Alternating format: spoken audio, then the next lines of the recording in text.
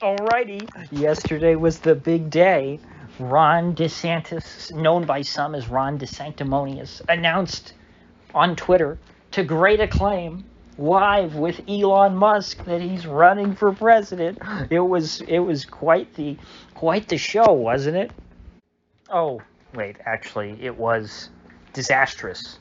It was embarrassing. In fact, I think the one I was saying yesterday that Trump desperately needs to find a nickname to stick to Ron DeSantis. I think that that's the one thing he's really missing, and that his attacks on DeSantis haven't landed, at least, for me and a lot of other people. Like, I know lots of people who are, big Trump people who, are not anti-Trump by any means, but who just have no problem with Ron DeSantis and would probably vote for him if he was the nominee. They might not vote for him in a primary, but they'd have no problem voting for him in a nominee. And, Trump needs to make DeSantis toxic to his base in order to make it so that there's no choice in the primary. Essentially, he needs to burn this bridge so that if DeSantis were to win a primary, too much of the Trump base will drop off and make DeSantis unelectable. Anyway, I don't want to get too much off on that tangent. That was more to do with yesterday. Donald Trump Jr. found the nickname. It is Ron Desaster. There's no other way to describe what happened yesterday. You can be a DeSantis fan if some of you are listening here. That's fine. There's plenty of reasons to like the guy. He's got a lot going for him. But yesterday was not his best day. When he is setting up his Twitter Spaces with the world's richest men, let's just say he's not at his best. I will admit that the substance of what he said yesterday was all fine and good. It was quite good, actually. It was stuff that I agree with. For the most part, you could say, well, he didn't emphasize blah, blah, blah, or he didn't talk about Ukraine on January 6th. And that's true. You can get to that. Part of the reason I hear from people who were on the call that they didn't get to more of those topics was because of all of the technical difficulties. It took them 20 minutes to even get a stable stream going so that they could start. And, by then, there was no momentum. The 800,000 peak listeners who tuned in to listen to Ron DeSantis announce his presidential candidacy had dwindled to 45,000 after 20 minutes of constant crashing. I had to work really hard just to listen to this last night. The app kept crashing for me. It was crashing for Elon, and they ultimately had to go to a much smaller account, David Sachs's account, to host the space. And so you can say, well, that's not DeSantis' fault. That has nothing to do with whether or not he'd be a good president. It doesn't matter. This was his big moment. This was his opportunity to give his presentation. And he agreed to be on here. He agreed to do things this way. So it's just as much his responsibility as anybody else's, because he has the most incentive. I think Elon Musk had about an equal incentive. Personally, because Musk wanted to make Twitter a relevant place. He wanted to have a presidential candidate announce their candidacy on Twitter exclusively, so that people would have to tune into Twitter, and so that people would have to report about what went on with Twitter. And instead, the story became that Twitter doesn't work. And so yesterday went really bad for both of these men.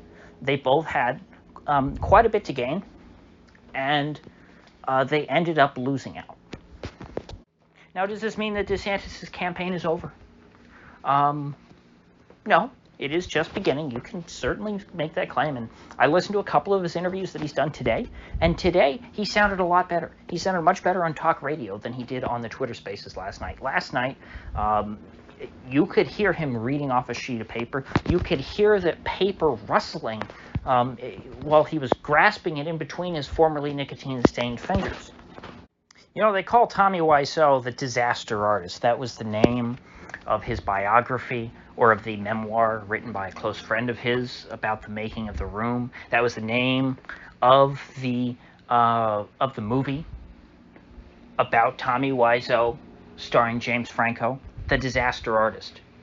Based on last night, I think that DeSantis runs the risk of forever being branded the disaster candidate.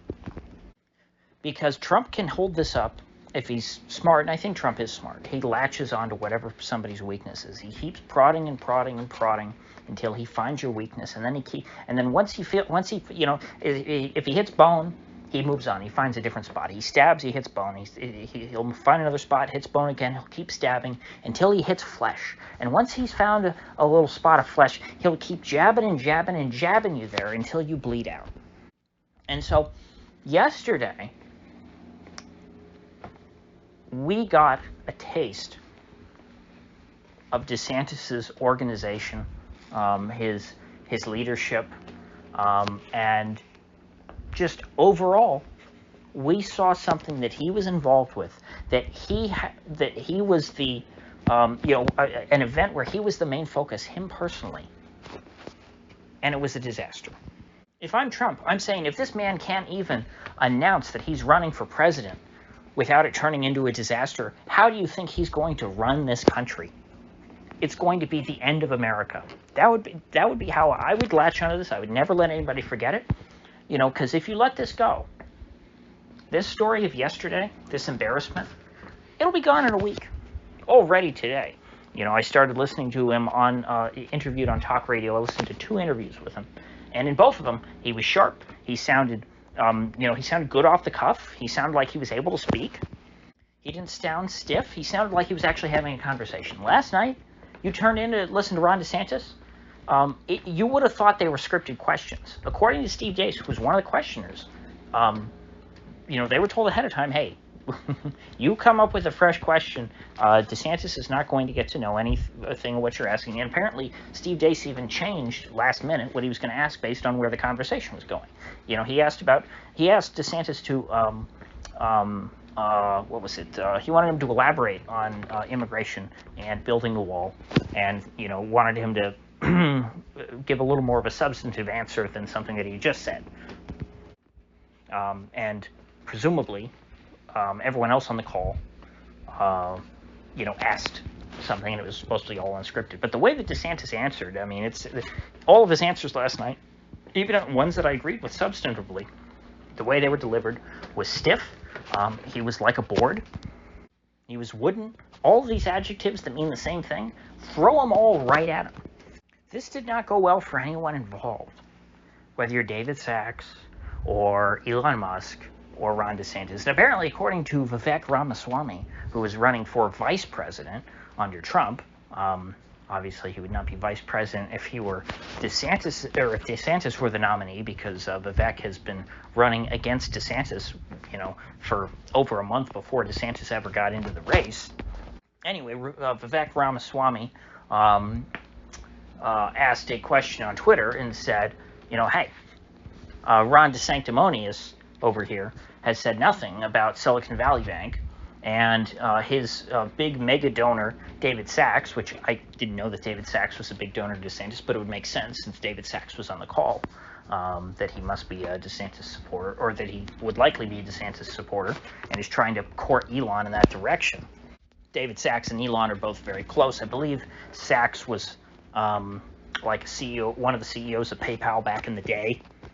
Anyway, today Steve Deace had a chance to ask DeSantis about Silicon Valley Bank, and DeSantis said, no bailouts for any bank, but even when they do bailouts, they're supposedly, systemically important banks, and, even using that criteria, you can't argue that Silicon Valley Bank was a systemically important bank. So that was good. He said both. There was no justification, even by their own standard, for bailing out Silicon Valley Bank. And even if there was, still not a good idea to bail out banks, period. That's the correct answer, and that's what I would have wanted from any candidate, DeSantis, Trump, whoever. So I'm glad that question was asked. Another thing that was asked today on Clay and Buck's show, and I didn't get to hear the answer live because, listening to a bunch of different things at once. I think it was Clay asked him what he would do about the January 6ers rotting in jail, and DeSantis said that he would pardon them all, from the lowest profile private citizen all the way up to President Trump himself, which I guess was, I don't know if that's supposed to be a dig or if that's supposed to be like a camaraderie thing, because is it like him saying, Trump's going to go to jail for January 6th, but don't worry, I'll let him out. Like, I don't know, because I didn't hear it. I only read it, so I don't know how he said it. I don't know if he said it in a mocking tone or not. Because remember, with the Stormy Daniels thing, he's like, well, I don't know anything about paying hush money to porn stars. That's just, that's not something I get into. So, that's Trump's problem. I don't know if he said it like that, but I do think it's a good thing that he said that he would pardon them all, and including Trump. Because hey, I wouldn't put it past DC trying to charge Trump with something. Everybody else is trying to prosecute Trump. So, why not on that? So, I substantively, I didn't hear it. So, I didn't hear the delivery. I don't know if he delivered it well. He could have delivered it in a way that was negative and not good for him or not good in general. But based on the substance, pardoning January 6ers, opposing the bailouts of the banks, both are things that I've been wanting to hear from. The one thing I haven't been able to nail down, I heard that it was brought up in one of these interviews, but I haven't found it yet, is Ukraine. Initially, when Tucker was on Fox and he sent a questionnaire to DeSantis, DeSantis sent back a very good response on Ukraine about how, it was none of our business. This is a border dispute between two Eastern European nations, has nothing to do with America. That was the correct answer. After that, he was pressured into retracting it by, presumably, his neocon allies. And that was a very bad thing to see. And I don't like to see that his policies are that malleable. But then again, you have that same thing with Trump. Trump is Trump very easily can take back anything he says today. He can do a 180 by tomorrow. But that's both a strength and a weakness of Trump. You can't trust what he says today. But the good news is if he says something bad today, if you put enough pressure on him in the right way, you can get him to flip-flop and to come over to your side. So it's a matter of who's applying the pressure and who they're, who the person, whether it's Trump or DeSantis, who they're responding to. You want these people to respond to the public and not respond based on how donors react. And DeSantis tried to say that today. I don't know how much I believe him, but he said, about the bailout thing, he said, well, yeah, David Sachs has his opinion, I have mine, and he's, he's free to, support me or not, but that doesn't affect what his personal position is on that issue does not affect how I think. That is a good way to think about donors. I just don't know how much of that is actually true, because in practice, politicians are almost universally influenced by the views of their donors, and there is a clear quid pro quo. But, David Sachs, it's not like he made a terrible case on the SVB thing. You can hear him on Jimmy Dore, actually, and Jimmy Dore agreed with him on bailing out the depositors. He didn't bail out, you don't bail out the bank itself, but it's like the same thing. So there is a debate there, but I don't want to get into that right now. I talked about Silicon Valley Bank endlessly at the time. In fact, I might have even addressed David Sachs's position directly back then. Anyway, after a failure to launch, I think that day 2 is going much better for old Ronnie D. He's got to loosen up. And last night, I don't know what it was, but that was not. When he makes campaign announcements, he's not doing his best. Now, I still think that this is a mistake overall. I think that he probably shouldn't have run. I wouldn't have in his position. I think that probably the only reason he ran was because people behind the scenes convinced him that Trump would be indicted and that there would be no candidate, and so DeSantis essentially is, waiting in the wings and does not necessarily want to savage Trump, but Trump might savage him and completely poison him to the point to where even if, let's say, some Democratic jurisdiction, whether it's D.C., New York, California, whoever, decides to issue an arrest warrant for Trump and they lock Trump up for the rest of his life, Trump might have poisoned the well for DeSantis so much by that point that even if there is, there is an opening and the GOP has to nominate someone other than Trump to be on the November ballot in 2024, it might not be able to be DeSantis because he will be so radioactive. You'll have half the GOP that just is, conditioned at that point to see him as the enemy, and they're going to have to end up picking some rhino compromise candidate just because they're not DeSantis, because DeSantis personally, not politically, will be radioactive. And of course, that means that the rest of his political career is done. At this point, I think that this is all or nothing for DeSantis. I think, you come at Trump like this and lose, there's no coming back from that. He's He's not going to be a U.S. senator in Florida. Not that there are going to be any openings. Both of our U.S. senators pretty young at this point. He's already ran for 2 terms as governor, been elected 2 terms. If he loses this, he's going to serve out his term as governor, and Ron DeSantis will go away, and we'll never hear from him again.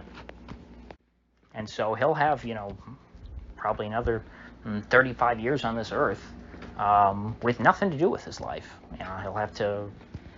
I guess he'll. No, I shouldn't say that. He'll always be able to be a lobbyist or something. An ex-governor and lawyer. I mean, yeah, there you go. Or he can join some big law firm. I mean, Charlie Crist did that. I'm sure he made somewhat decent money with Morgan & Morgan. So, with that said, I will try and go back to non-DeSantis related news tomorrow. It feels like, 3 days in a row? I don't want to do that again. We're still very early in the political cycle, but this was the big news this week, so I'm going to go back. I promise to talk about something else tomorrow. So with that said, I will see you folks back here then.